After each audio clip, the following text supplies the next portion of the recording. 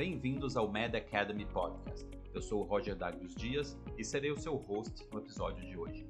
A simulação clínica é uma metodologia ativa de ensino que vem sendo cada vez mais integrada nos currículos na área da saúde, seja na graduação, pós-graduação ou educação continuada. A metodologia da simulação clínica é baseada nos princípios da andragogia, da educação de adultos, e na aprendizagem experiencial. Nas últimas décadas, um extenso corpo de evidências vem mostrando que o ensino baseado em simulação é mais efetivo que o ensino tradicional na área da saúde. Para discutir o panorama atual da simulação clínica no Brasil e no mundo, bem como as vantagens e limitações desta metodologia de ensino inovadora, eu entrevistei o Dr. Augusto Scalabrini e a doutora Ariadne Fonseca. O Dr. Scalabrini é professor livre-docente na Faculdade de Medicina da USP, coordenador do Laboratório de Habilidades e Simulação da Faculdade de Medicina da USP, coordenador da Residência Médica em Cardiologia do Hospital Sírio-Libanês e também coordenador do LabSim, o Laboratório de Simulação da Faculdade de Ciências Médicas de Minas Gerais. A doutora Ariadne Fonseca é enfermeira e gerente do Instituto de Ensino e Pesquisa da Rede de Hospitais São Camilo de São Paulo. Bem-vindos ao episódio de hoje do Med Academy Podcast. Olá, professor Scalabrini, Ariadne, bem-vindos ao segundo episódio do Med Academy Podcast. É um enorme prazer ter essa oportunidade de entrevistar dois grandes nomes da simulação realística no Brasil, especialmente porque eu sou apaixonado pela simulação, como vocês sabem, e grande parte dos projetos e pesquisas que eu estou envolvidos aqui, todos eles envolvem simulação, então é um grande prazer. Eu vou começar o episódio de hoje pedindo para cada um de vocês contarem um pouco da sua trajetória acadêmica, desde quando vocês fizeram a faculdade até o momento em que vocês se tornaram envolvidos aí com a educação em saúde no geral, mas principalmente com a simulação. Então, eu vou começar aqui com a Ariadne. Bom, muito prazer, muito obrigado pelo convite de estar aqui conversando com o professor Scalabrini, com você, Roger. Bom, Ariadne é de Londrina, se formou lá em Londrina, vim para São Paulo para fazer curso de especialização na época, isso foi em 86, né, que eu terminei a faculdade, então já faz bastante tempo que sou formada, e vim para a Unifesp, fiz especialização em pediatria, fui para Marília trabalhar na FAMEMA, trabalhei como docente assistencial lá na área de pediatria por 2 anos. Depois tinha a intenção de fazer mestrado, e naquela época a gente ainda não conseguia muita liberação. Acabei vindo para São Paulo, distribuí o currículo e ingressei no curso da Escola Técnica do Einstein, e no ano seguinte entrei no mestrado também na Unifesp. Fiz o mestrado, em seguida fiz o doutorado na área de enfermagem, mas sempre com foco na educação, porque sempre dei aula, na realidade trabalhei muito pouco tempo como enfermeira mesmo, e depois disso eu fui trabalhando em outras universidades aqui de São Paulo, né? Então, cheguei a ser coordenadora de cursos de enfermagem por muitos anos em várias escolas de enfermagem daqui do ABC, cheguei a ser pró-reitora de pesquisa e pós-graduação na UniABC para montagem de mestrado, então trabalhei bastante tempo com isso, e depois também voltei para a educação continuada, trabalhando na educação em serviço, depois que eu criei o Centro de Simulação lá da São Camilo. Passei pelo Corém também, pelo Conselho Regional, onde também elaborei o Centro de Simulação, pela Universidade de AMB, onde comecei meus primeiros passos na área de simulação, e a partir daí tenho estudado e tentado trabalhar um pouco, acreditando tanto na formação dos graduandos e técnicos de enfermagem, como na educação e serviço, aí de médicos, enfermeiros, assistentes sociais, enfim, todos os profissionais que estão hoje trabalhando em prol do paciente. Então, a gente trabalha tanto com a equipe administrativa quanto com a equipe assistencial. Então, é essa trajetória aí. Legal, obrigado, Ariadne. A gente vai discutir um pouquinho mais aí sobre a sua experiência em educação continuada, né, que é realmente impressionante e uma dos grandes desafios, né, para a simulação está muito inserida no ensino de graduação, né, Isso. mas quando a gente fala de pós-graduação, residência e educação continuada, eu acho que ainda a gente tem um grande caminho ainda a percorrer, né, eu acho que você tem uma grande experiência, a gente vai conversar um pouco mais sobre isso aí mais à frente. Agora vamos lá, professor Scalabrini, conta um pouquinho aí sobre a sua jornada acadêmica e como que a simulação apareceu no meio do caminho. Você quer que eu fale sobre a minha jornada acadêmica? Quanto tempo nós temos? A versão resumida. Bom, eu sou aqui de São Paulo, né? Sou formado em medicina pela Faculdade de Medicina da USP. Só para a Ariadne não dizer que faz muito tempo que ela é formada, eu sou formado em 77. Tá? Fiz cardiologia, fiquei como docente da cardiologia, assistente do INCOR durante bastante tempo, né? E em 1996, quer dizer, 1985, eu fiz um fellowship, passei 2 anos nos Estados Unidos, ainda dentro da cardiologia, né? E em 96, eu já tinha doutorado, já tinha acabado de fazer doutorado e fui convidado para ser docente da disciplina de emergências clínicas lá na Faculdade de Medicina da USP, né? Então, me mudei do INCOR para lá, né? E até hoje eu sou docente, eu sou professor associado da disciplina de emergências clínicas. Durante todo esse tempo, eu trabalhei com didática dentro da disciplina de emergências. E aí, em 2005, o professor Milton de Arruda Martins, meu amigo, meu colega de turma, que era o presidente da comissão de graduação da Faculdade de Medicina da USP, ele me convidou para montar um laboratório de habilidades. O racional dele foi até engraçado. Ele falou: olha, você que é da emergência, está acostumado a dar aula de ressuscitação com boneco, né? Então monta o laboratório. Montei o laboratório, foi muito bom, foi uma experiência fantástica. Mas nesse tempo eu comecei a ver que existia algo mais além de laboratório de habilidades, tá certo? Em 2009, então eu fiz uma reforma no laboratório de habilidades da USP e transformei ele num centro de simulação. Então, a partir daí, ele virou laboratório de habilidades e centro de simulação. Nesse meio tempo, eu fiz um monte de coisa em simulação, né? Fui criador e presidente da Federação Latino-Americana de Simulação, fui criador e da diretoria, junto com a Ariadne, da Abracim, né? Da Sociedade Brasileira, Associação Brasileira de Simulação. Enfim, eu fiquei bastante na área de simulação. Depois de 6 anos no laboratório de habilidades, eu saí, acabei me afastando um pouco e agora estou de volta. Quer dizer, o professor Milton me reconvidou para continuar. Tá? Neste meio tempo, há 3 anos, eu fui convidado para dar uma assessoria na montagem do Centro de Simulação da Faculdade de Ciências Médicas de Minas Gerais. Acabei me tornando docente de lá também. Então, hoje eu divido meu tempo entre São Paulo e BH, né? E tudo em volta de simulação.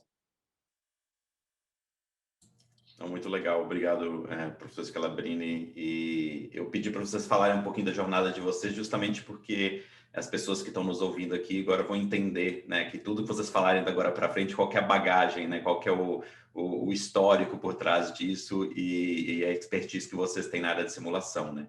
O outro motivo também que eu acho que é bem interessante essa conversa é porque vocês são 2 líderes na parte da simulação clínica, simulação realística, mas a Ariadne, claro, com a parte da enfermagem e toda a educação continuada da equipe de profissionais de saúde no hospital, né, um programa que é mais baseado em hospital, né, e o professor Scalabrini com toda essa bagagem na graduação médica, residência e mais focado na parte da medicina, né? Então, eu acho que trazer essas 2 experiências, né, de 2 profissões diferentes, mas também do espectro, né, da simulação, que pode ser usado desde a graduação até a educação continuada é algo que é bem interessante, né?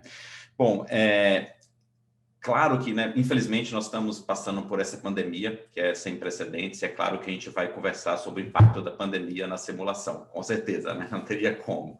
Mas antes disso, eu gostaria de perguntar para vocês, que vocês falassem um pouquinho do panorama da simulação clínica no Brasil na última década, né? Então, vocês contaram a história de vocês. Gostaria que vocês contassem um pouquinho, se a gente pegar aí 2010 e 2020, até antes da pandemia, porque eu acho que da pandemia para cá vai ser outra página na história da educação médica, educação em saúde, simulação. Mas se a gente pegar a última década, né? Gostaria que vocês trazessem um pouquinho a perspectiva de vocês no Brasil. O que vocês viram, o que mudou mais e o que falta ainda para a simulação ser realmente integrada e a gente ganhar todo o potencial da simulação no Brasil? Vamos começar com a Ariadne. Bom, essa última década, eu acho que foi uma década muito importante para a simulação, no sentido de a gente ver o crescimento dela, né? A importância dela, o quanto ela foi incorporada nas universidades, principalmente as universidades privadas, investiram muito na simulação. Vou falar primeiro que investiram na estrutura física, porque existe uma diferença entre a gente ter uma estrutura física e trabalhar com a simulação de forma correta, né? Porque o professor Scalabrini vai falar disso melhor do que eu, tenho certeza, mas a gente vê todo mundo investindo, porque acharam que essa era uma forma de se divulgar os cursos, de atrair alunos, principalmente as instituições privadas. A gente viu isso chegando muito rapidamente, mas ainda a gente tem um gap entre o ter esse centro, esse laboratório de simulação e a gente aplicar essa metodologia, aplicar a simulação da forma como ela deve ser aplicada. Então, todo mundo fala que faz cenário e a hora que você vai ver, não é um cenário, é um treinamento de habilidade, não que ele não seja importante de forma nenhuma, ele é uma fase anterior ao cenário, ele precisa existir, mas muitas vezes a gente não vê. Quando a gente fala de debriefing, então, a lacuna ainda é um monstro, quando a gente pensa nisso. Porque as pessoas querem fazer, mas eles não têm todo o preparo para fazer utilizar a simulação. E aí a gente fica, muitas vezes, eu brinco, enxugando gelo, porque a gente tem a estrutura, a gente pode oferecer coisas importantes, e muitas vezes eu não tenho o engajamento desses profissionais que precisam ser treinados, porque, lógico, precisamos de instrutores das diferentes áreas, né? Existe instrutor de simulação, mas eu preciso de conhecimento de diferentes áreas, muitas vezes, para que a gente consiga trabalhar isso. E nem sempre a gente tem a liberdade. Então, assim, na minha área, quando eu penso na educação em serviço, a gente também viu um crescimento importante. Ele tem vindo, ele tem aparecido, as pessoas estão tentando se capacitar, mas ainda a gente precisa melhorar esse contexto, no sentido de saber como utilizar a simulação, que ela não é um momento onde o professor chega lá na hora de dar a aula e ele quer fazer um cenário. Não, vai fazer um cenário como? Eu não vi, eu não testei, a gente não organizou, né? Então, as pessoas ainda confundem um pouco. Eu brinco que, de vez em quando, a gente tem que usar assim, isso aqui não é um teatrinho, isso aqui é uma simulação para que a gente possa realmente fazer com que ele reflita, com que ele aprenda, né? Então, esse eu acho que tem sido um panorama. Ela veio, acho que as pessoas não têm dúvida que ela é importante mais, o quanto ela ajuda em todo o processo, tanto de educação em serviço, quanto na formação, o quanto é importante na educação em serviço, porque o trabalho em equipe, a gente fala, mas aí eu tenho médico bem treinado ou enfermeiro bem treinado, e na hora que a gente junta, a gente não consegue. Eu falo muito, a CLS, PAUS, BLS, são importantíssimos, mas se eu só treinar isso e não treinar o trabalho em equipe, eu vou continuar com o problema na hora da assistência. A gente vai falhar ainda porque a gente não tem esse trabalho. Então, a gente tem visto um crescimento importante. Eu acho que tanto eu, o doutor Scalabrini, a gente tem sido muito procurado no sentido, olha, eu gostaria, me ajuda, e a gente tem tentado trabalhar. Então, você vê as instituições criando o seu laboratório, pequeno, grande, não importa, mas se preocupando, mas ainda percebo que o preparo dos profissionais para lidar precisa ser melhor trabalhado, as pessoas precisam ter melhor formação para isso e aprender um pouco mais sobre a simulação. Legal, obrigado, Ariadne. Não, muito interessante, e eu vou pedir para o Scalabrini para falar a perspectiva dele, mas realmente, com a minha experiência que eu estou tendo agora também em vários outros países, né, não só aqui nos Estados Unidos, mas dando consultoria em alguns países no Oriente Médio e na China, é interessante notar que os estágios da simulação são sempre os mesmos, né, em termos de desenvolvimento, né? É a mesma coisa, os mesmos problemas, algo extremamente interessante. Mas antes da gente conversar sobre isso, gostaria de pedir ao professor Scalabrini para falar um pouquinho da perspectiva dele em relação à última década da simulação no Brasil. A minha fala vai ser muito semelhante à fala da Ariadne, tá certo? Eu acho que eu identifico, desde o começo, 3 fases muito distintas dentro da simulação aqui nesse país. E eu acho que a Ariadne vai concordar comigo, né? Nós tivemos a primeira fase, que é nós não precisamos de bonecos porque nós temos pacientes, tá certo? Não é isso, Ariadne? Então, veja, nós começamos assim, quer dizer, com uma rejeição absurda que isto era uma bobagem, que isto era para países onde o aluno não pode pôr a mão no paciente. E que aqui não, aqui era diferente, a gente não precisa, e até hoje ainda existem algumas pessoas com essa mentalidade, de que, assim, não, esse negócio de simulação é uma bobagem e tal, papá, né? Aí nós passamos pela segunda fase, que é a fase de comprar boneco, tá certo? Então, o grande investimento foi em equipamento, né? E todo mundo achava que comprando o simulador Hyper Mega Blaster Plus, eles iam fazer uma simulação absolutamente maravilhosa, tá certo? E agora eu acho que nós estamos na fase que a Ariadne comentou, quer dizer, nós estamos na fase em que as pessoas perceberam que o simulador não é suficiente, né? E que, na verdade, ele importa menos do que o treinamento. Então, a gente busca uma fase, ou eu acho que nós estamos numa fase onde as pessoas buscam cada vez mais formação, quer dizer, uma formação adequada dentro do tema simulação, e inserção curricular, que é outra coisa também importante. Quer dizer, é um método caro, né? E se você não tiver uma inserção curricular adequada, você está enxugando gelo. Quer dizer, então, eu tenho a impressão que existe muito dentro da universidade essa percepção agora. Quer dizer, nós precisamos capacitar os docentes e nós precisamos inserir no currículo adequadamente, né? O que eu acho que vai ser a próxima fase, eu estou lutando por isso, né?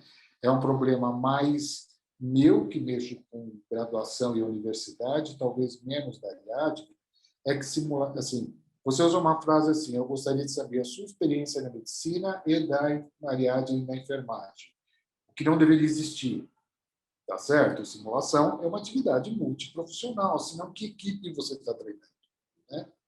A Ariadne, com certeza, ela trabalha muito mais com equipe, porque da educação continuada, realmente ela deve trabalhar com médico e enfermeiro. Agora, para nós, na graduação, é muito complicado. Quer dizer, é interessante que existe o silo medicina, o silo enfermagem, o silo fisioterapia, e as pessoas não é nem que não querem, não conseguem se juntar. Quer dizer, se você for pegar em Minas Gerais, em especial, onde eu tenho medicina, enfermagem e fisioterapia, dentro da mesma faculdade, com todos os coordenadores querendo, nós ainda estamos lutando e nos frustrando para fazer a multiprofissional.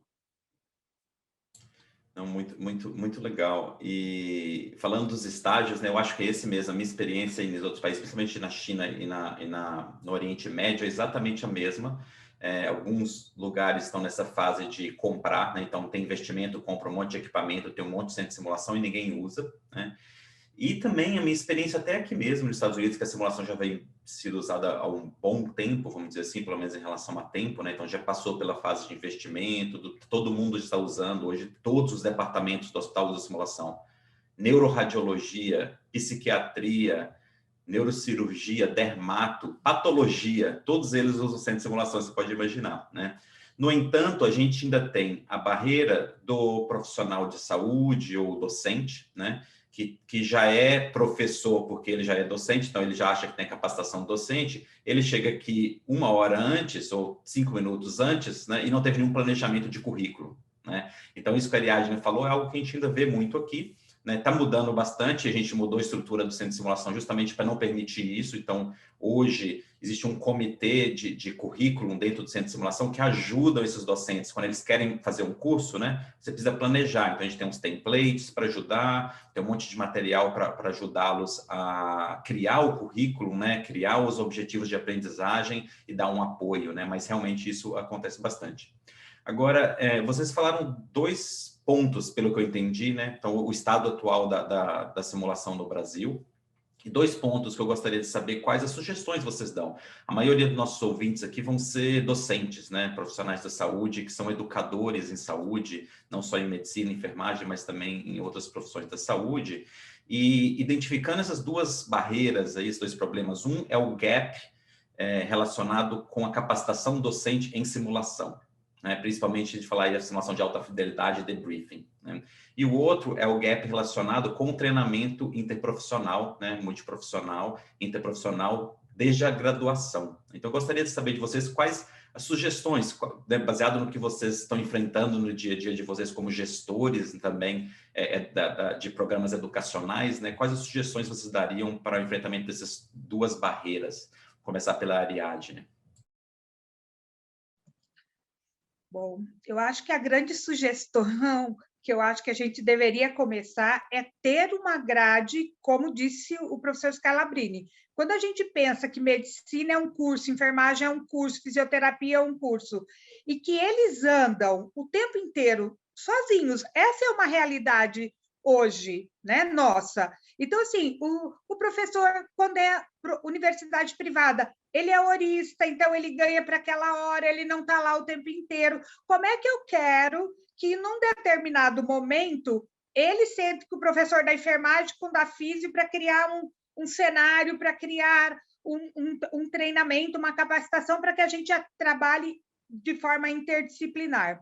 Então, eu acho que o maior problema nosso, ele vem daí.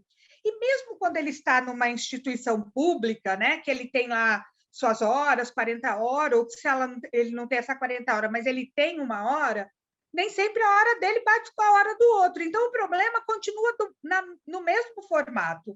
Então, se a gente não rever esse processo de ensino, né, onde a gente consiga ter disciplinas afins, onde a gente faça essa prática junto, esse desenvolvimento do raciocínio clínico, porque eu acho que esse é o grande presente da simulação, é a gente ter uma situação onde as pessoas vão interagir, o enfermeiro, o médico, o físio, né, os demais profissionais. Então, para que isso aconteça, para que ele aprenda esse raciocínio, eu tenho que ter momentos para isso.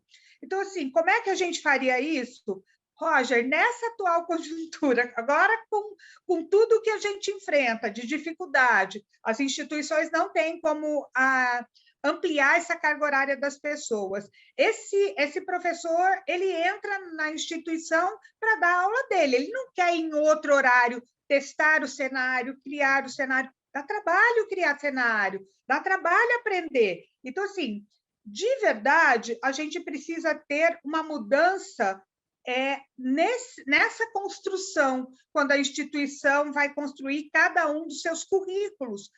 Eu sei que é difícil, nós estamos falando de algo, mas com certeza na emergência, na pediatria, na obstetrícia, não importa a área, né? No fundamentos, no início da nossa profissão, a gente tem ações que são somatórias. Eu preciso de um, de outro e de outro profissional. Quando a gente não fizer isso, a gente vai continuar fazendo. Lógico que a gente tem tentado, não é? A gente junta aqui. Então, assim, por mais difícil que seja, a gente vai ter que criar momentos nesse processo educacional onde a gente consiga incluir as outras profissões nisso. E quando eu penso em educação e serviço, isso também não é diferente, porque muitas vezes a gente começa a ter. Eu trabalhei na instituição que realmente a preocupação era: eu não posso pôr PJ junto com CLT, isso dá processo. Então, assim, como é que eu vou treinar? É impossível treinar se eu não incluir esses profissionais. A maioria dos médicos são PJs. Então, se a gente não pensar, não incluir, não fizer algo, né? Então, é difícil. O treinamento in situ hoje tem sido uma dos recursos que a gente tem utilizado muito, porque eu treino no local de trabalho, com a equipe de trabalho, no horário que eles trabalham. É algo que dá trabalho, mas que é algo que a gente tem visto um resultado melhor. A gente tem conseguido mudar, inclusive, a planta física da unidade, ou seja, o lugar que ele guardava o material, ele está pondo mais perto, porque a hora que ele faz o simulado, ele percebe que aquilo não está bom. Então, a ideia é, cada vez mais, a gente trazer isso e a gente parar de ser resistente, de que a gente já sabe tudo, né? Isso é algo que eu já sei, para que eu vou treinar? Né? Eu já me formei, eu já tenho isso, eu já trabalho na UTI, eu já trabalho aqui, então eu não preciso. A gente está começando, né? Não é começando, eu acho que a gente já melhorou muito. Não posso dizer que a gente não avançou, não. A gente tem avançado muito, mas a gente ainda precisa que a própria diretoria, a reitoria entenda, né? E os coordenadores entendam esse processo. A gente tem que parar de brigar por poder e melhorar o processo educacional e de educação em serviço. Eu acho que a ideia é cada vez mais se juntar ao outro colega que trabalha em outra área para que a gente possa melhorar esses processos de verdade.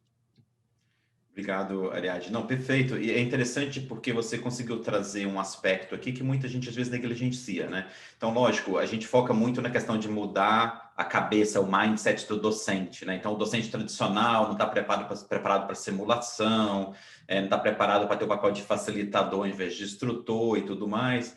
Mas também tem toda essa parte que eu acho que é qual importante, ou mesmo mais importante, que é a estrutura, né? Então, mesmo que você tenha docentes preparados, treinados, extremamente engajados, a gente ainda tem essas barreiras relacionadas com a instituição, né? Então, acho que também é papel das pessoas que têm o privilégio de serem gestores da instituição de educação ou instituição hospitalar em saúde, para pensar que a educação é um investimento, né, como você falou. E aí criar esse ambiente, essa infraestrutura que favorece, né? Então, com certeza.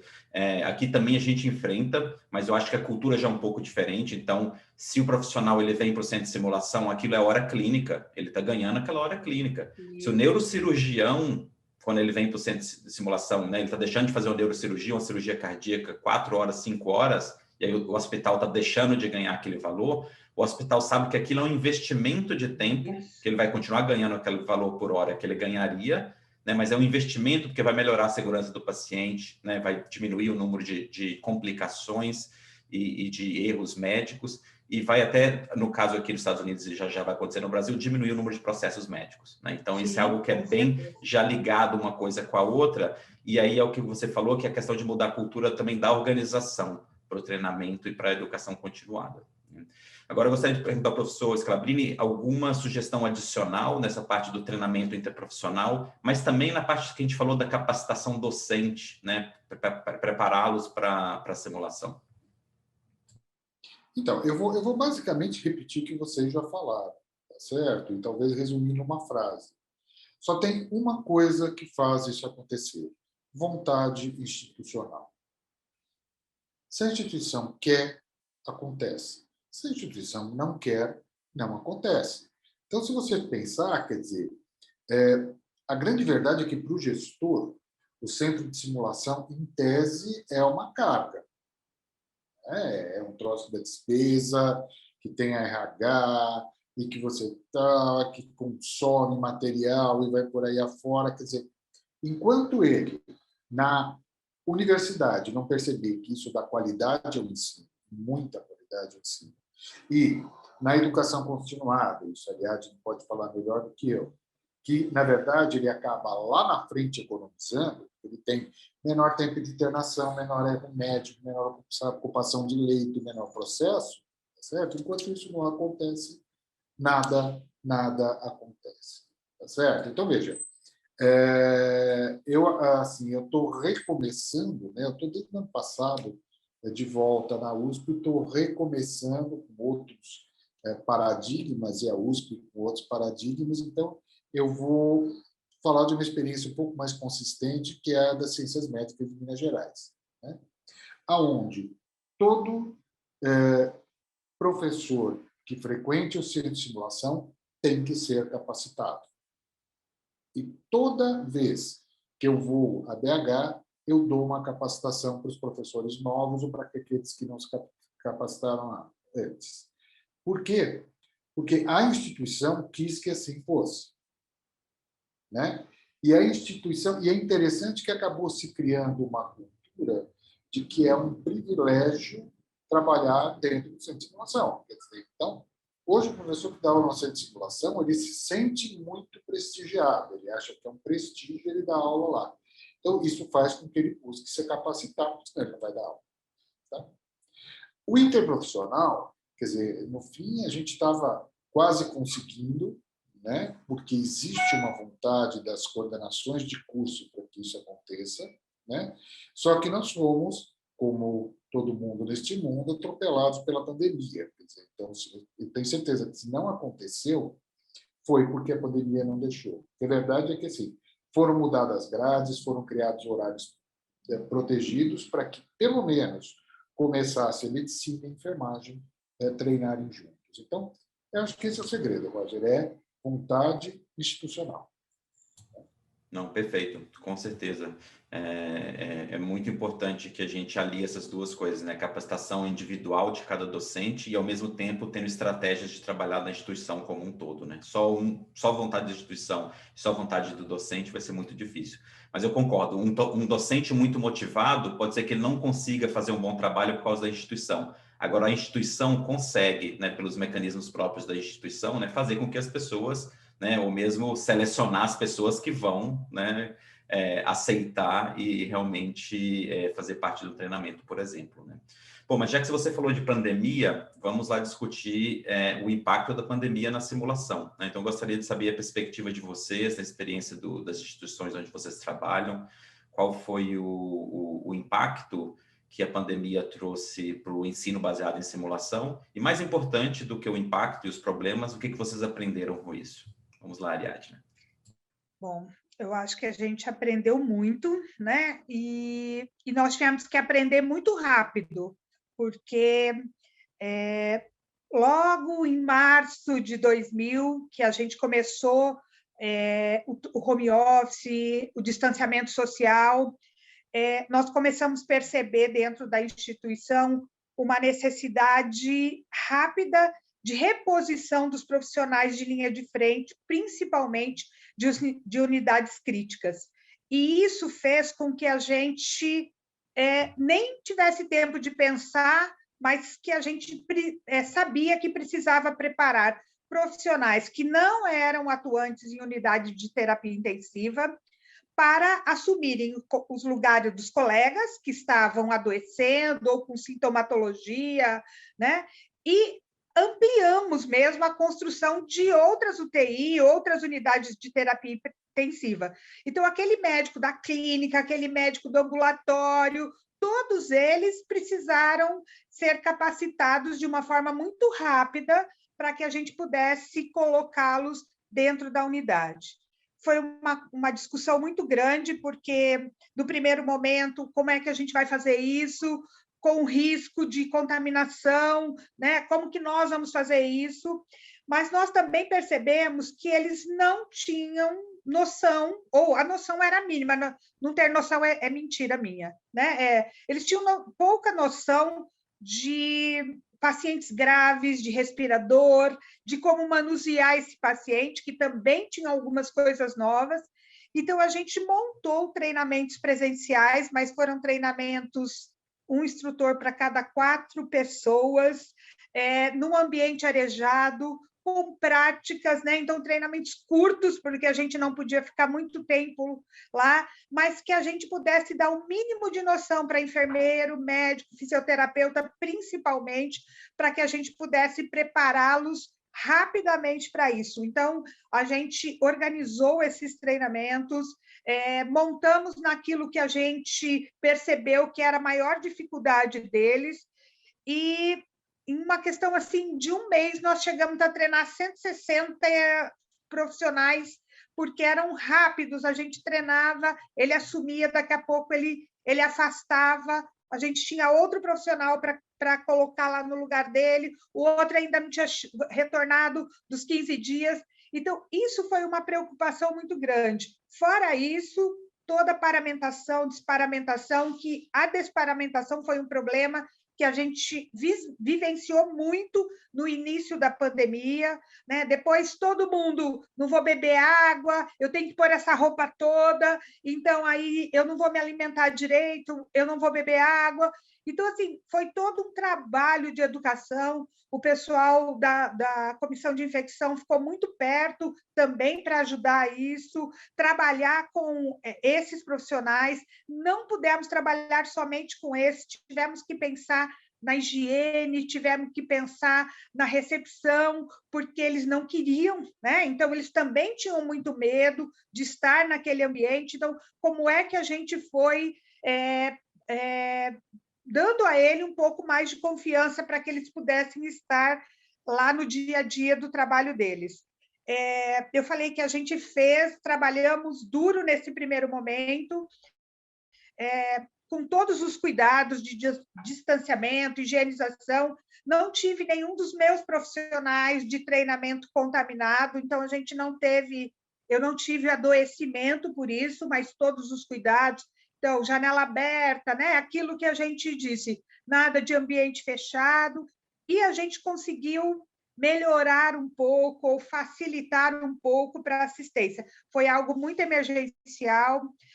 Trabalhei também no projeto de Todos pela Saúde, onde a gente gravou muito vídeo para que a gente pudesse distribuir pelo Brasil, para os hospitais que estavam vinculados e que estavam com Covid. Então, como é que é mesmo a intubação? Então, a gente fez vários cenários diferentes, cenários não, minto, várias habilidades diferentes, porque é o que a gente precisava dar para eles, como é que eles fariam aquilo, né? E então a gente trabalhou muito.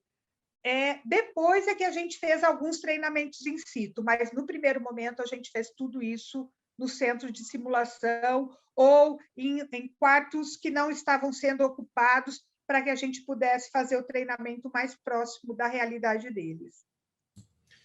Interessante. E antes de eu perguntar aqui ao professor Scalabrini sobre a experiência do centro de simulação ligado à faculdade de medicina, né? A nossa experiência aqui foi bem semelhante, porque o nosso centro de simulação também é ligado ao hospital escola, né? Então, assim, o ensino dos alunos de medicina praticamente foi cancelado, mas dos residentes, e aqui nos Estados Unidos é até diferente, né? O residente, quando ele começa a residência aqui, ele fica às vezes até 2 semanas fazendo o bootcamp no centro de simulação, né? Então, antes de ir para o hospital, é um treinamento extremamente essencial para eles. Eles pegam todos os procedimentos e os protocolos, né, que existem no hospital. A ortopedia, por exemplo, eles ficam aqui 2 semanas fazendo tudo quanto é tipo de procedimento antes de começar a residência. E aí, aqui a residência começa em julho, né? Que foi para a gente aqui o pico do primeiro pico, né? Mesmo. E aí a gente tinha essa discussão, né? Quer dizer, tem a questão da segurança, né? O número de pessoas que é possível estar no centro de simulação fazer treinamento. Mas, por outro lado, se a gente não der treinamento para esses residentes, tem a segurança do paciente, porque os residentes têm que fazer alguma coisa. Os anteriores já saíram, né? Os R5 de ortopedia já terminaram, são agora os R1s, né? Então, a gente teve essa discussão, né? E aí, Para o ensino de residência e educação continuada, a gente conseguiu manter muitas atividades no centro de simulação, claro, com todos os cuidados, diminuir o número de pessoas que poderiam estar dentro da mesma sala, a simulação de alta fidelidade, por exemplo, dentro da sala de emergência simulada, né? Em vez de ter 6, 7, 8, a gente tinha só 3, 4, diminuiu o número dos especialistas técnicos de simulação, justamente para ter esse cuidado, né? Mas a gente teve essa discussão. Então, assim, os alunos de medicina foram mais prejudicados. Foi só cancelado, principalmente no começo. Mas agora os residentes, a gente teve essa discussão, né, de segurança pessoal em relação ao Covid, mas também de segurança do paciente, porque esses residentes precisam desse treinamento de simulação para fazer um atendimento adequado no hospital, né? Agora vamos ouvir o professor Scalabrini, a experiência dele.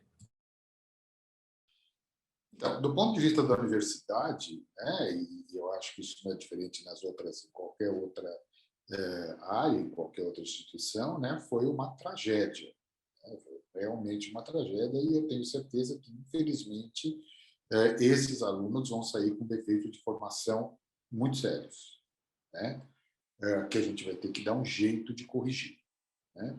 Como é que nós contornamos o problema? Bom, inicialmente foi como aí, fechou tudo, todo mundo em casa, aula cancelada, acabou, né?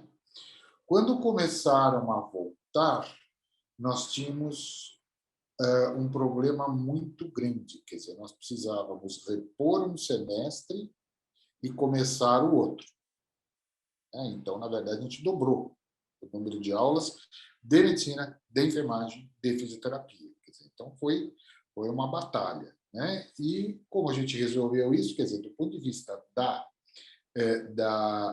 das habilidades, que é o grosso da graduação, né? A gente simplesmente invadiu a faculdade, quer dizer, então, como as aulas estavam todas às distâncias, a faculdade virou um grande centro de simulação. Nós tínhamos, na época, 70 docentes dedicados à simulação e dávamos uma média de 400 aulas por semana.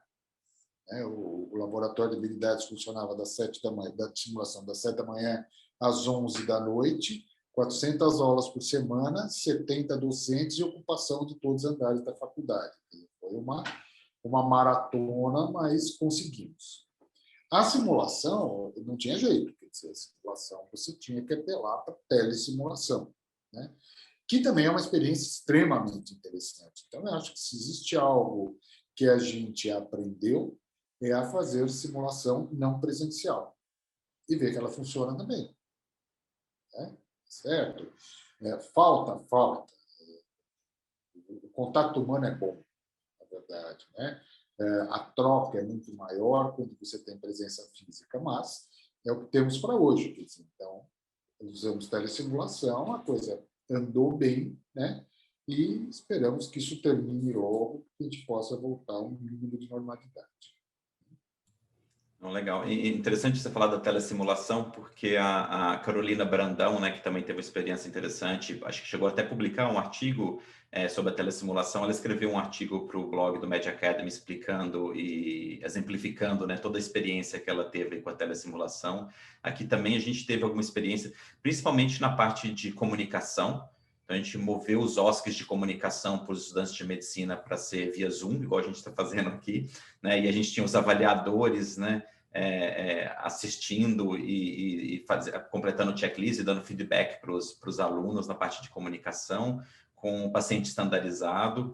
Teve uma aluna de mestrado, no mestrado de educação médica aqui de Harvard, que estava planejando fazer um curso presencial de simulação como intervenção, aí veio a pandemia, então a gente moveu todo o projeto e, na verdade, virou um projeto de comunicação de bad news online por telemedicina, né? Um treinamento para estudantes de medicina em como comunicar notícias difíceis por telemedicina, né? E aí virou todo um projeto usando paciente estandarizado, que avaliava os próprios alunos e tudo mais, então acabou que surgiu aí uma oportunidade e algo extremamente novo, né? Hoje, por exemplo, a gente não tinha telemedicina como um rol de competências clínicas dos alunos. Hoje em dia já existe uma matéria de telemedicina optativa que os alunos podem se matricular, né? E até no final do ano passado, né, um dos órgãos aqui que é responsável por todas as faculdades de medicina nos Estados Unidos criou até um guideline de recomendações de competências clínicas Então, da mesma forma que a gente tem as competências clínicas para todas as atividades médicas, né, como se fossem diretrizes curriculares, criou um grupo de competências clínicas que são específicos para a telemedicina. Então, a simulação é ótima para isso. É interessante que, quando eles descrevem as competências clínicas, 3 níveis de competência, eles falam paciente real ou simulado, já realmente mostrando que aquele grupo de competências clínicas pode ser usado também para treinamento, né, usando um paciente estandarizado. Então, acho que esse foi um dos grandes, concordo, um dos grandes benefícios aí que surgiu, foi para a gente pensar formas de simulação através dessa telesimulação, né? É bem interessante. Bom, agora eu gostaria de conversar com vocês um pouquinho sobre o livro Simulação Clínica e Habilidades na Saúde, né, que tem vocês dois como editores, junto com a Carolina Brandão, e que está agora na 2ª edição, né, publicado pela editora Ateneu. Eu tive o grande prazer de escrever um dos capítulos do livro, então eu conheço muito bem a excelência, a qualidade do trabalho de vocês, mas eu gostaria que vocês contassem um pouquinho sobre a história por trás do livro, como surgiu a ideia do livro e como que essa ideia se concretizou. Começar, Ariadne? Pode ser. Bom, essa é uma ideia que nasceu do Scalabrini, faz tempo que a gente tinha essa vontade, escrevemos a primeira edição, né? E a gente começa a perceber que as coisas vão mudando, as coisas vão evoluindo, nós temos novas tecnologias que vão surgindo, e que, como a gente falou, muitas pessoas querem trabalhar com a simulação, mas ainda precisam aprender algumas técnicas, entender exatamente o que é habilidade, o que é um cenário, como é que eles podem construir uma habilidade, como é que eles podem construir um cenário, o que é um debriefing, como é que eles podem trabalhar isso in situ, né? Então, baseado na nossa experiência de que realmente precisávamos atualizar aquilo que a gente já tinha escrito e o quanto isso poderia contribuir com os profissionais das diferentes áreas para que eles pudessem compreender melhor a simulação, pudesse ser um apoio para que eles pudessem estar no dia a dia deles, é que nós olhamos e vimos a necessidade da gente trabalhar a 2ª edição desse livro, né? Que vieram aí várias pessoas que contribuíram lindamente, você mesmo contribuiu com um capítulo, e que vieram somar para que a gente pudesse chegar nessa edição com a qualidade que ela veio, com conteúdos muito profundos, sérios, e de pessoas que estão trabalhando com simulação. Que legal. E, professor Scalabrini, quais foram as principais adições aí que foi adicionado aí da primeira edição para essa 2ª edição? O que você destacaria? Nós tentamos rever os capítulos existentes e adicionar a eles as coisas que aconteceram desses últimos 2 anos, desde a primeira... 2 anos, né, Ariadne? Né? Esses 2 anos, desde a primeira edição, quer dizer, ainda com foco no docente, e começamos a introduzir o que vem por aí. Né? Então, a realidade virtual, realidade aumentada, nós começamos a falar disso, porque nos parece ser uma tendência muito forte, né? Certo? O próprio treinamento de habilidades, as práticas deliberadas, quer dizer, tudo isso a gente tentou trazer para dentro do livro, de tal forma a deixar o docente mais orientado. Né? Perfeito. E para os nossos ouvintes, nós vamos adicionar o link da referência desse livro, então vocês podem acessar e comprar o livro e com a 2ª edição. Já foi lançada a 2ª edição? Tá. Foi, ótimo, perfeito. Foi sim. Perfeito. Então a 2ª edição já está aí com um monte de novidade. Exatamente. E tem alguns dos capítulos, como você falou, né, que é mesmo a integração. Olha, então aí, simulação clínica e habilidades. Perfeito.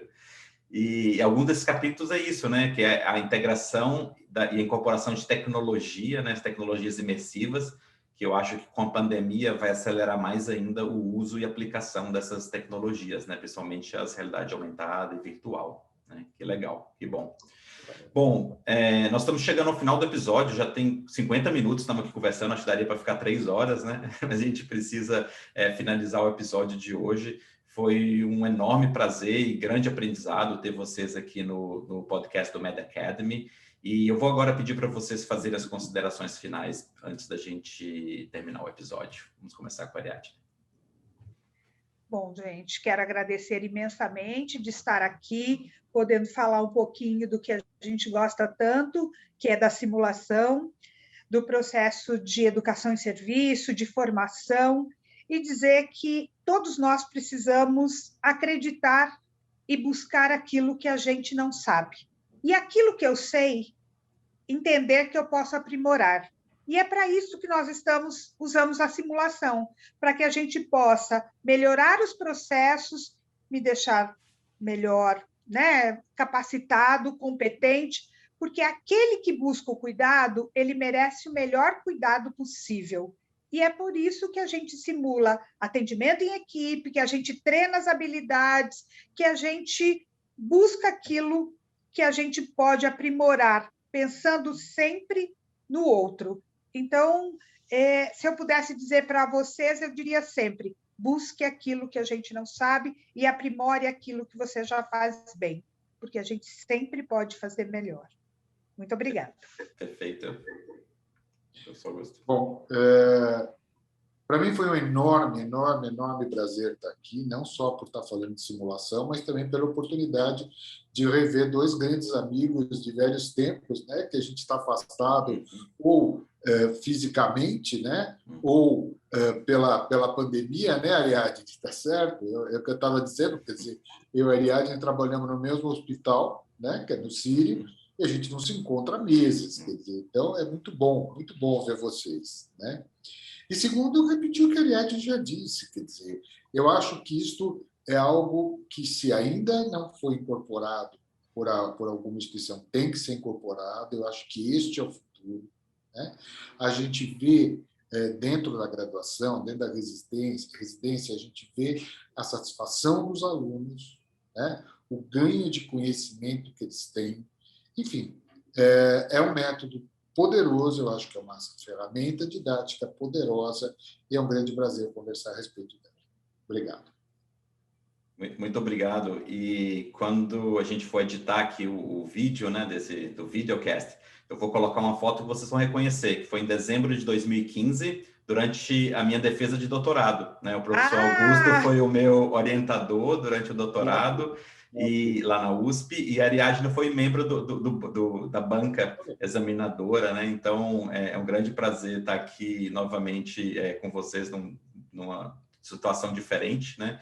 Mas trazendo aí aprendizado e a expertise de vocês nessa área tão importante que é a simulação e o desenvolvimento da simulação clínica aí no Brasil. Muito obrigado. Obrigado a você, ouvinte do Med Academy Podcast.